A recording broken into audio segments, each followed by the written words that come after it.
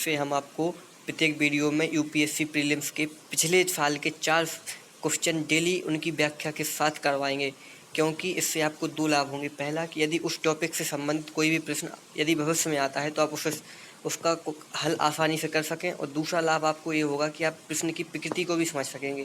प्रश्न की प्रकृति यदि आप समझ लेंगे तो आपको यूपीएससी प्रीलिम की परीक्षा पास करने में बहुत ही आसानी होगी। तो चलिए आज की क्लास स्टार्ट करते हैं।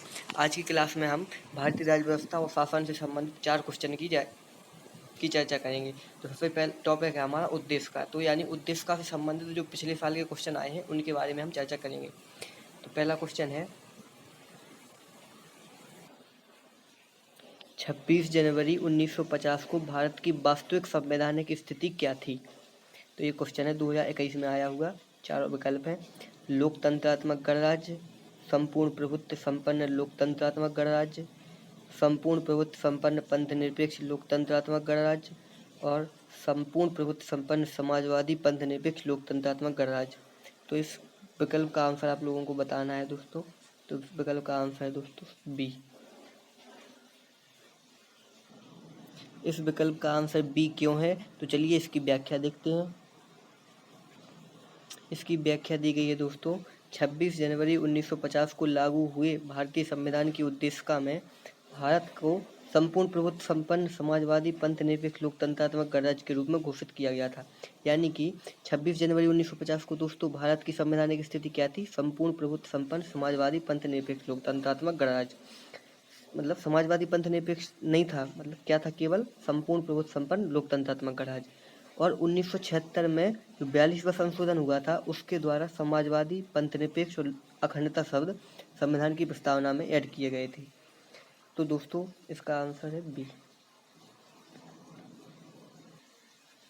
तो चलते हैं अपने नेक्स्ट क्वेश्चन पर।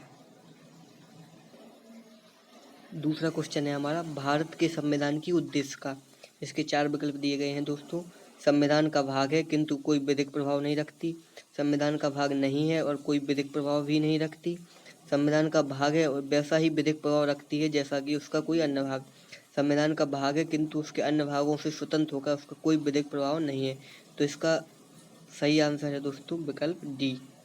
तो चलिए ये विकल्प डी क्यों है इसकी व्याख्या देखते हैं दोस्तों। तो व्याख्या दी गई है इसकी, 1973 के केशवानंद भारती मामले में सुप्रीम कोर्ट ने स्पष्ट किया कि संविधान की प्रस्तावना को संविधान का हिस्सा माना जाए।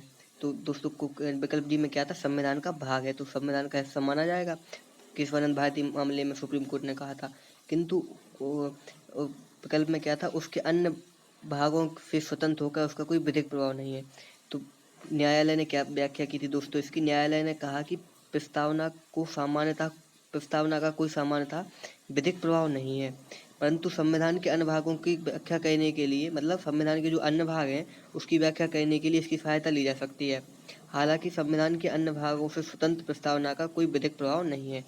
तो इसकी व्याख्या से हमें क्या समझ में आता है कि संविधान का भाग तो है प्रस्तावना, लेकिन संविधान के अन्य भागों से उसका कोई अलग प्रभाव नहीं है। मतलब उन भागों की व्याख्या करने में ही संविधान का प्रस्तावना का प्रयोग किया जा सकता है। अब चलते हैं दोस्तों नेक्स्ट क्वेश्चन पर। तीसरा क्वेश्चन है दोस्तों हमारा, निम्नलिखित उद्देश्यों में से कौन सा एक भारत के संविधान की उद्देशिका में सम्मिलित नहीं है? सन्निविष्ट मतलब उसमें सम्मिलित नहीं किया गया है। उद्देश्य का यानी प्रस्ताव एक ही बात है। तो कौन सा सम्मिलित नहीं है? विचार की स्वतंत्रता ऑप्शन है पहला, फिर दूसरा है आर्थिक स्वतंत्रता, तीसरा है अभिव्यक्ति की स्वतंत्रता, चौथा है विश्वास की स्वतंत्रता। तो दोस्तों इसका सही आंसर है ऑप्शन बी, आर्थिक स्वतंत्रता सम्मिलित नहीं है। ये तीनों ही चीज़ें सम्मिलित हैं संविधान में।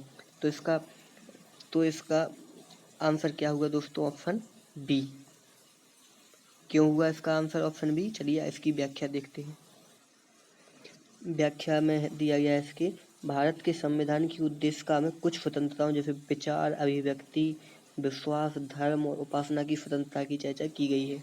तो किसकी चर्चा की गई है भारत की प्रस्तावना में? विचार की, अभिव्यक्ति की, विश्वास की, धर्म की और उपासना की। किंतु आर्थिक स्वतंत्रता की चर्चा नहीं की गई है। तो दोस्तों इसका आंसर क्या हो गया? आर्थिक स्वतंत्रता ऑप्शन बी। तो दोस्तों इसके लिए आपको क्या क्या करना पड़ेगा कि आपको पहले प्रस्तावना को पूरी अच्छी तरीके से अपने मन में सीखना पड़ेगा। जैसे ही आप प्रस्तावना को सीख लेंगे तो प्रस्तावना से संबंधित जितने भी क्वेश्चन हैं आपके वो ऑटोमेटिक सॉल्व हो जाएंगे।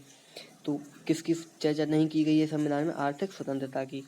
सामाजिक और राजनीतिक न्याय के साथ साथ आर्थिक न्याय को समाविष्ट किया गया है, यानी कि आर्थिक स्वतंत्रता की चर्चा नहीं की गई किंतु आर्थिक न्याय की चर्चा अवश्य की गई है। तो क्वेश्चन पेपर की व्याख्या सॉल्व करने का यही लाभ होता है कि आपको उससे संबंधित कई अन्य चीज़ें भी मिल जाती हैं जो आगे परीक्षा में आपकी पूछी जा सकती हैं। तो चलिए चलते हैं अपने नेक्स्ट क्वेश्चन पर। तो दोस्तों चौथा क्वेश्चन है हमारा भारत के संविधान के निर्माताओं का मत। संविधान के निर्माताओं का मत इनमें से किस में प्रतिबिंबित होता है? तो संविधान के निर्माताओं का जो मत है वो किस में प्रतिबिंबित होता है? ऑप्शन है ए उद्देश्य का, बी है मौलिक अधिकार, सी है राज्य के नीति निर्देशक तत्व, चौथा डी है मूल कर्तव्य। तो इसका सही आंसर है दोस्तों उद्देश्य का। यानी उद्देश्य का यानी प्रस्तावना है जो संविधान की, उसमें संविधान निर्माताओं का मत प्रतिबिंबित होता है। तो चलिए इसकी व्याख्या देखते हैं दोस्तों। व्याख्या दी गई है दोस्तों इसकी। संविधान की उद्देशिका में उन आधारभूत दर्शन, राजनीतिक, धार्मिक और नैतिक मूल्यों का उल्लेख है जो हमारे संविधान के आधार हैं। इसमें संविधान सभा की महान और आदर्श सोच उल्लेखित है, यानी कि जो संविधान पूरा लिखा गया है उसका जो मूल रूप है यानी कि उसका जो आदर्श है वो किस में उल्लेखित है? उद्देशिका में। और उद्देशिका में ही संविधान निर्माताओं के जो वो क्या सोचते थे उसके बारे में, संविधान के बारे में, उसका जो मेन वर्णन है वो किस में है? उद्देशिका में। तो इसलिए दोस्तों इसका आंसर होगा ए उद्देशिका। तो चलिए आज की क्लास यहीं पर समाप्त करते हैं।